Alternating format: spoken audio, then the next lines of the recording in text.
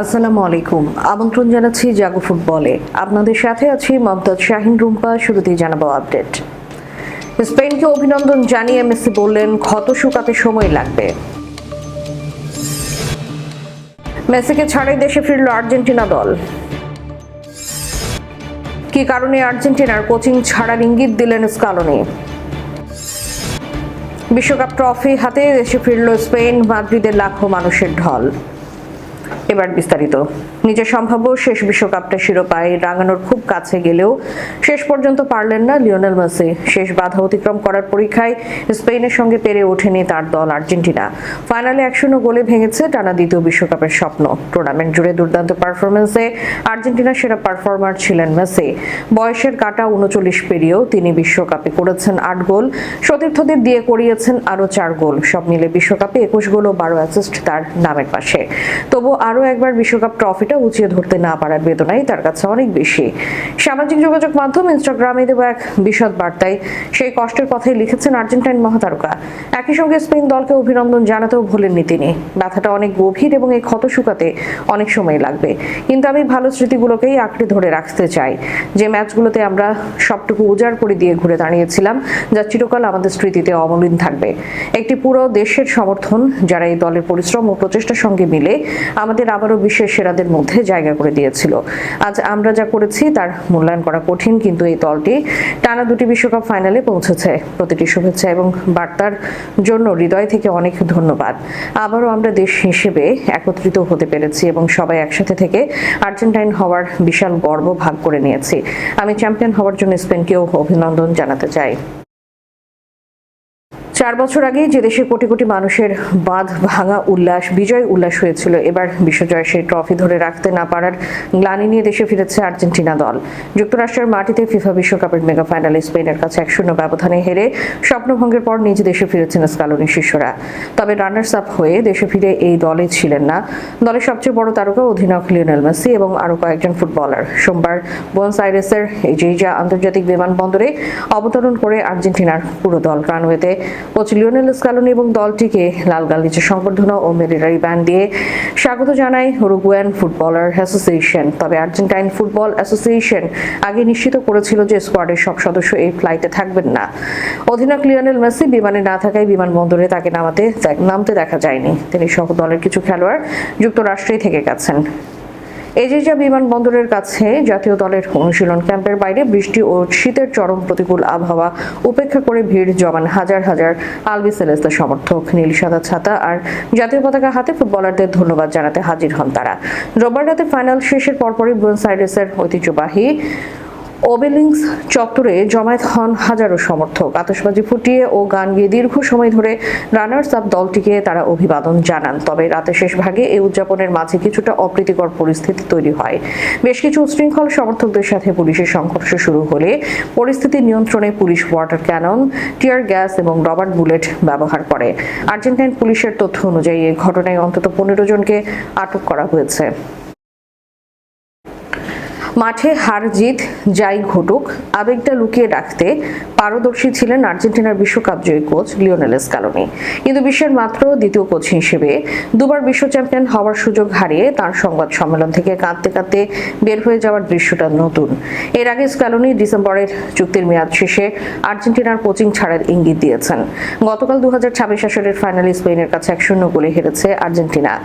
স্প্যানিশদের এক পেশে দাপটের পর সংবাদ সম্মেলনে আর্জেন্টিনার এক সাংবাদিক স্কালোনিকে তার ভবিষ্যৎ নিয়ে প্রশ্ন করেন। এটাই তাকে আবেগী করে তোলে। তিনি কান্নাজড়িত কণ্ঠে বলেন, আমার কিছুটা সময় প্রয়োজন সিদ্ধান্তের জন্য, তবে সুন্দর একটি গ্রুপ ছিল, সবার সঙ্গে সবার বোঝাপড়াও অসাধারণ। এই গ্রুপটি নতুন করে পাওয়া আর হয়তো হবে না। এক পর্যায়ে কান্না থামাতে না পেরে সংবাদ সম্মেলন কক্ষ ত্যাগ করেন স্কালোনি। ডিসেম্বরের আর্জেন্টাইন ফুটবল অ্যাসোসিয়েশন এর সঙ্গে বর্তমান চুক্তির মেয়াদ শেষ হওয়ার পর তিনি দায়িত্ব ছেড়ে দেওয়ার কথা ভাবছেন। 49 বছর বয়সে এই কোচ জানান, আমি কি করতে চাই সে সম্পর্কে আমার একটা ধারণা আছে। চুক্তির মেয়াদ শেষ করব, তারপর দেখব। সত্যি বলতে আমার কিছু সময় নিয়ে ভাবার প্রয়োজন আছে, কারণ আমি জানি না এর চেয়ে বড় কিছু আর করতে পারবো কিনা।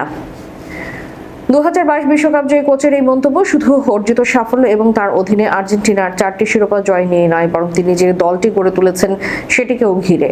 Nicolas Otamendi, Rodrigo De Paul, Lionel Messi, Leandro Paredes, Emiliano Martinez, Nicolas Tagliafico এবং গঞ্জালো মন্টিয়েলদের মতো অভিজ্ঞ খেলোয়াড়দের নিয়ে তিনি একটি বিশেষ দল গড়েছিলেন, যাদের মাঝে ছিল দারুণ বোঝাপড়া। তরুণ Julian Alvarez, Enzo Fernandez, Lautaro মার্টিনেজরা সমন্বয়টা করেছিলেন খুব ভালোভাবে। এটা ঠিক যে কাতার বিশ্বকাপের পরের পরিস্থিতির সঙ্গে এবার পার্থক্য রয়েছে।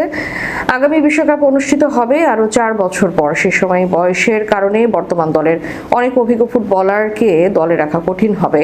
এখনো ঘোষণা না দেওয়া মেসি সম্ভবত খেলে ফেলেছেন নিজের শেষ বিশ্বকাপ। সব মিলে এবারের দলে থাকা 17 জন বিশ্ব চ্যাম্পিয়ন ফুটবলারের বড় একটি অংশকেও তখন বদলাতে হতে পারে।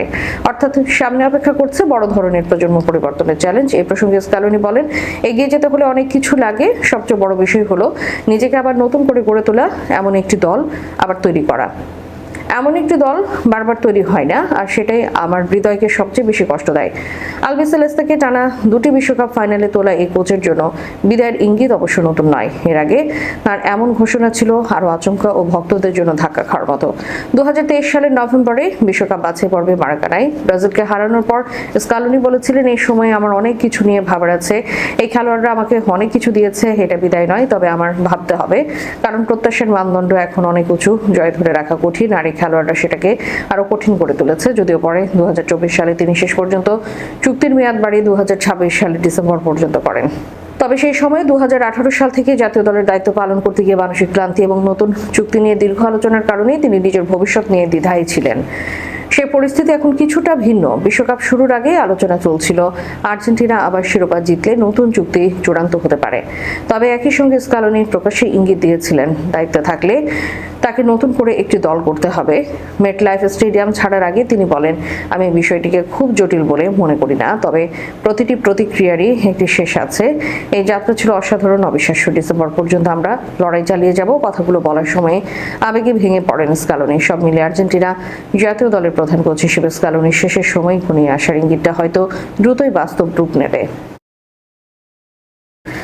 আর্জেন্টিনাকে হারিয়ে বিশ্বকাপ জয়ের পর দেশে ফিরেছে স্পেন ফুটবল দল। বিশ্বকাপের সোনালী ট্রফি হাতে সোমবার দুপুরে মাদ্রিদের বারাজাস এয়ারপোর্টে পা রাখে বিশ্ব চ্যাম্পিয়নরা। বিমান থেকে বের হয়ে ট্রফি উঁচিয়ে ধরে অধিনায়ক রদ্রি, তার দুই পাশে Spain coach Luis de la Fuente এবং রয়্যাল স্প্যানিশ ফুটবল ফেডারেশনের সভাপতি রাফায়েল লুয়ান। এদিকে মাদ্রিদের mayor Jose Luis Martinez Almeida জানিয়েছে, বিশ্বকাপ জয়ী দলকে অভ্যর্থনা জানাবেন রাজা ষষ্ঠ ফেলিপে।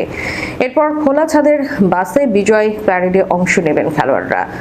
মনক্লোয়া থেকে শুরু হয়ে প্যারেডটি শেষ হবে মাদ্রিদের কেন্দ্রস্থল সিবেলেস স্কোয়ারে। সেখানে আয়োজন করা হবে বিজয় উদযাপনের বিশেষ অনুষ্ঠান। স্পেনের জাতীয় দলের সমর্থকদের জন্য ঐতিহ্যবাহী এই চত্বরে লাখো মানুষের সমাগমের প্রস্তুতি নেওয়া হয়েছে। এদিকে দ্বিতীয়বারের মতো বিশ্বকাপ শিরোপা জিতে ফেরা দলকে বরণ করে নিতে মাদ্রিদে প্রায় 10 লাখ সমর্থক জড়ো হওয়ার কথা রয়েছে। বিপুল জনসমাগম সামাল দিতে নিরাপত্তা ব্যবস্থা বাড়ানো হয়েছে বলেও জানিয়েছে মাদ্রিদের মেয়র আলমেইদা। 2050 জন পুলিশ সদস্য ও 400 জন সিভিল গার্ড সদস্য প্যারেডের নিরাপত্তায় মোতায়েন থাকবে বলেও জানান তিনি। মেয়র বলেন, এরই মধ্যে বিশ্বকাপ জয়ের আনন্দে মাদ্রিদের রাস্তায় উৎসবের আমেজ ছড়িয়ে পড়েছে। রাতভর উদযাপনের পর সোমবার সকালে শহরের প্রধান সড়কগুলোতে দেখা গেছে উৎসবের নানা চিহ্ন। রোববার নিউ জার্সিতে অনুষ্ঠিত ফাইনালে আর্জেন্টিনাকে 1-0 গোলে হারিয়ে শিরোপা জেতে স্পেন। অতিরিক্ত সময়ে ফেরার তোরেসের গোলে নিশ্চিত হয় স্প্যানিশদের জয়। 2010 সালের দক্ষিণ আফ্রিকায় বিশ্বকাপ জয়ের পর এটা স্পেনের দ্বিতীয় শিরোপা। শেষ করার পূর্বে সংবাদ শিরোনামগুলো জানাবো আরও একবার। স্পেনকে অভিনন্দন জানিয়ে মেসি বললেন, ক্ষত শুকাতে সময় লাগবে। মেসিকে ছাড়াই দেশে ফিরল আর্জেন্টিনা দল। কি কারণে আর্জেন্টিনার কোচিং ছাড়ার ইঙ্গিত দিলেন স্ক্যালোনি। বিশ্বকাপ ট্রফি হাতে দেশে ফিরল স্পেন, মাদ্রিদের লাখো মানুষের ঢল। এতক্ষণ আমাদের সাথে থাকার জন্য ধন্যবাদ। আল্লাহ হাফেজ।